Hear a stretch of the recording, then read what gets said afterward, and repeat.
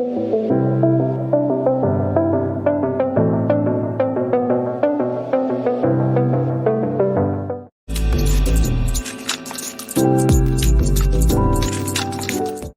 number one is always define your learning objectives when you are deciding to have a new e-learning course.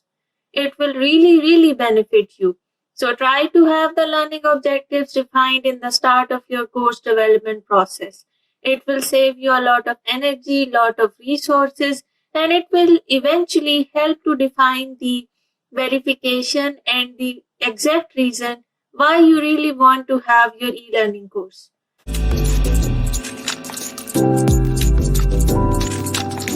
E-learning tip number 2 for today is to use verbs in your learning objectives.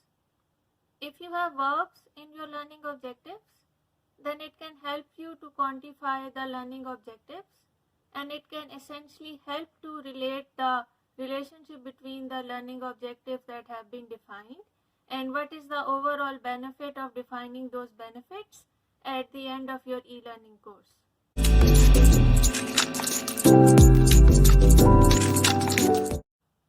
Conducting a need assessment meeting is very important so that you can understand the realistic perspective of defining an e-learning solution. So right now these days you can conduct it electronically. So you can use the options like Zoom. You can also use Microsoft Teams to conduct a virtual need assessment meeting so that you can have a realistic insight into the performance problem, and then you can define an e-learning solution in the given situation and based upon the resources that have been allocated to the e-learning team.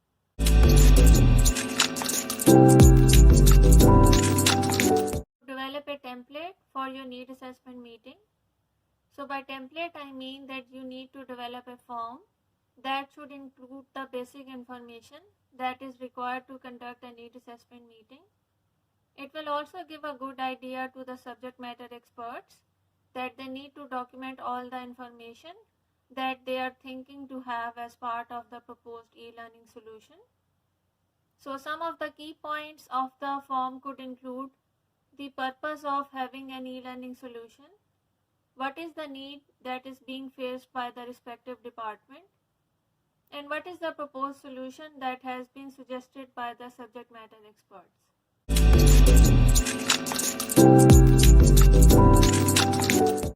To conduct a content functionality before sending the copy of your e-learning solution to your respective subject matter experts. So by content functionality, I mean that you need to test the software solution itself. So once you have published your course, you need to test it by the terms of being a successful learner, as a failure, and also if you opt out in the middle of the course. Having these three options will help you to understand what is the behavior of the design solution and then to do the next step in process.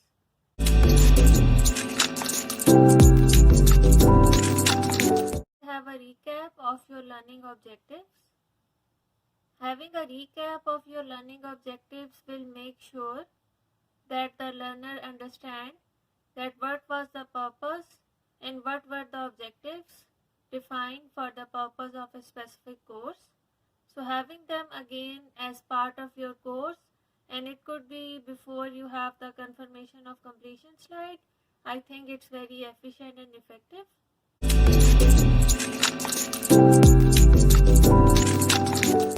To develop templates for your different type of courses. So if you have an ILT, that is an instructor-led course, so it's a good idea if you have a standard template for an ILT. If you are planning to have a CBT, so it's a good way to have a template for computer-based courses. And if you want to design a policy, which may be a new or maybe a revised policy, so it's a good idea if you have a policy template as well. And finally, last but not the least, if you are planning to have an e-assessment, that is an electronic assessment, so having a template for that also serves the purpose.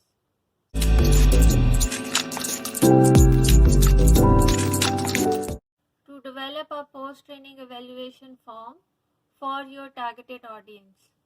So once you have assigned the course to your targeted audience, you can share the survey form with them, which can be a Google survey form or it could be any other form that meets the need of your respective organization or institute.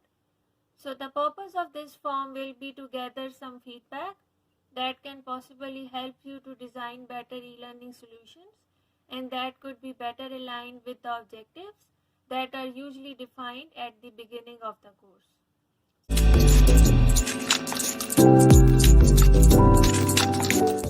To keep a backup folder of your respective e-learning courses, having a backup folder of your e-learning courses will help you to get back to a file which you have accidentally deleted or it has been received as incomplete from your respective resources. To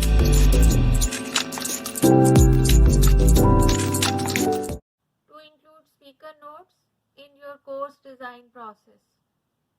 Including speaker notes in the course design process will improve the potential of your course so that it can reach large number of audience, especially the audience who is facing certain disabilities, and it will also improve the potential of your course to fulfill the learning objectives of the course that have been designed to cover the targeted audience.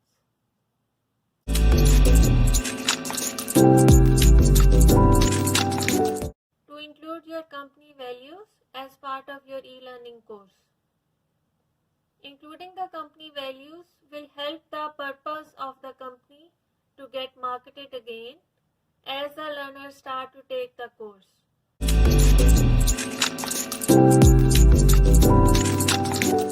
To include a confirmation of completion slide as the last slide of your course. Having a confirmation of completion slide will help the learners to understand that the course is now going to finish and there might be some assessment or quiz coming forward when they will click on the exit button.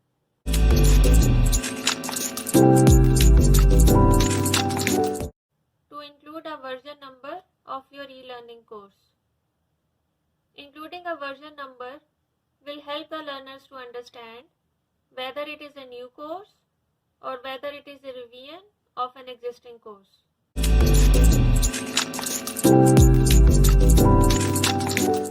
To include PowerPoint files as part of your course.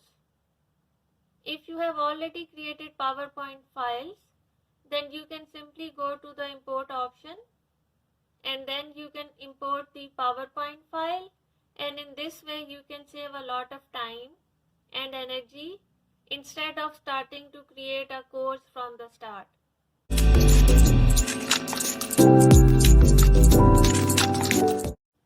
To include a navigation slide in your e-learning course.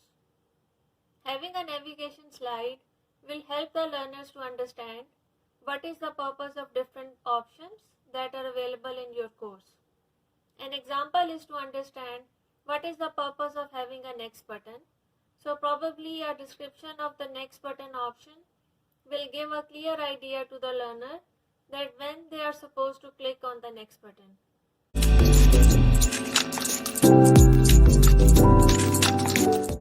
To include silence in your audio files.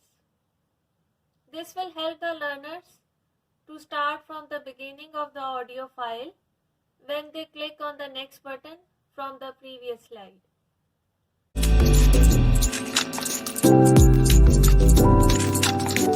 To enable the note section in your player template. By enabling the note section in your player template, you will allow the learners who are having certain disabilities to read the transcript if they are not able to hear it.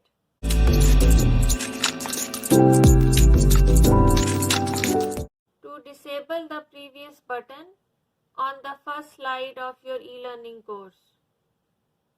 A quick way to do is by going to the player option and then disabling the previous button option that is usually available with the next button option as well.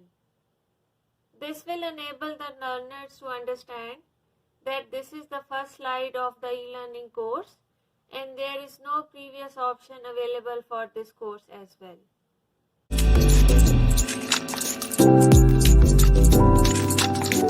To rephrase the slide title in your player option.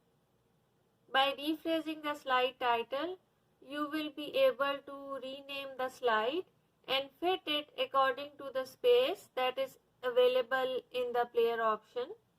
It will also give a good impression to your learners who are trying to understand the title of the slide that is being presented in your e-learning course.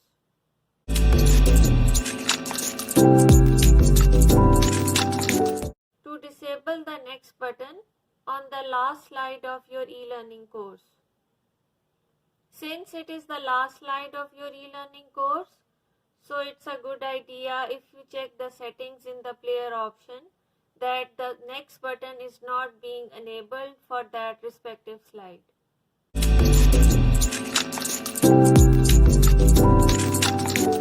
To include peer feedback in your e-learning course. So when you are at the point in your course development process, when you have created the first version of your e-learning course, so it's a good idea if you can share the link of your published course with your peers and other fellows in the team. This will help to enable the 360-degree feedback or a partial feedback that can help you to remove any errors or something that may not be good to be part of your e-learning course.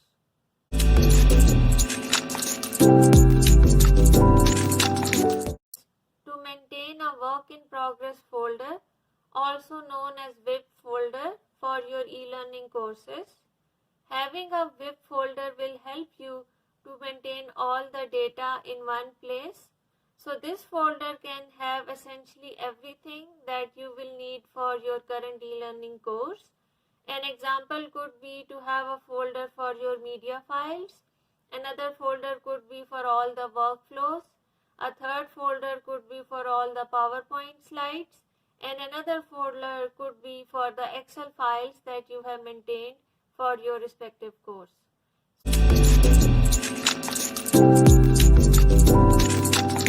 The tip is to include text-to-speech option if you are trying to have some budget options that are cost-effective. So you can use the Articulate Storyline 360 option that enables to use the text-to-speech feature in the way that you can use the text and then you can convert it into voiceovers, and you have different options in terms of accent and also whether you want to have a male voice or a female voice.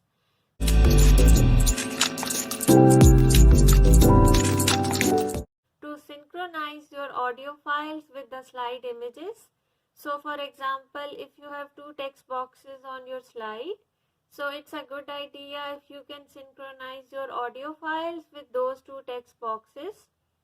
The reason for that is that the learner will be able to much more understand the purpose of having those text boxes on the slide, and it will also improve the credibility of your voiceovers that have been developed for respective slides in your e-learning course.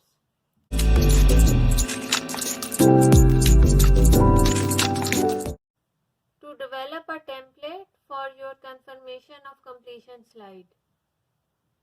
Having a template for your confirmation of completion slide will help the learners to understand that the course has been completed and now it is time to take the evaluation or exam that has been designed by the instructional designers or e-learning specialists.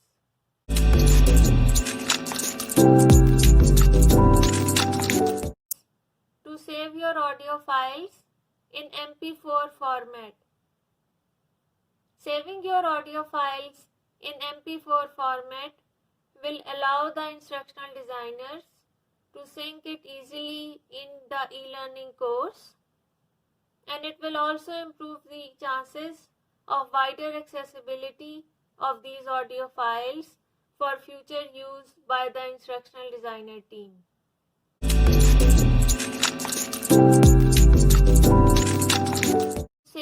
your story file in the format of day, month, and year.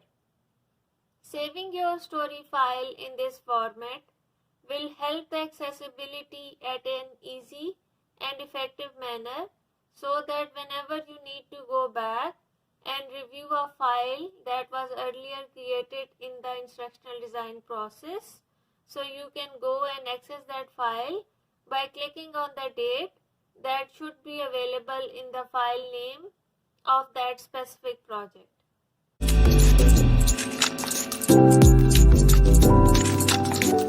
To rename all of your items in the timeline of your storyline project, renaming the objects and the triggers and everything in the timeline will make sure that you remember them easily, and it will also be easy for you to go back if you have to make any changes.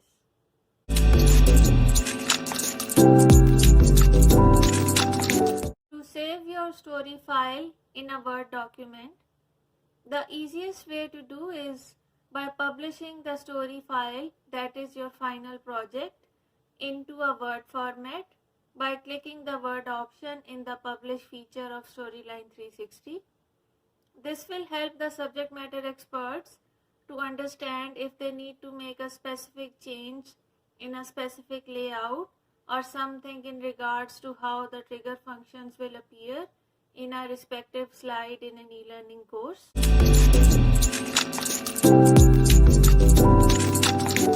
To utilize the trial version of Articulate Storyline 360, so there is a 60 days trial of Storyline software, and that is a good period in which you can utilize and understand the various functionality of this software, and then you can decide whether you want to purchase it and make it a part of your organization, institute, or for your personal e-learning experiences.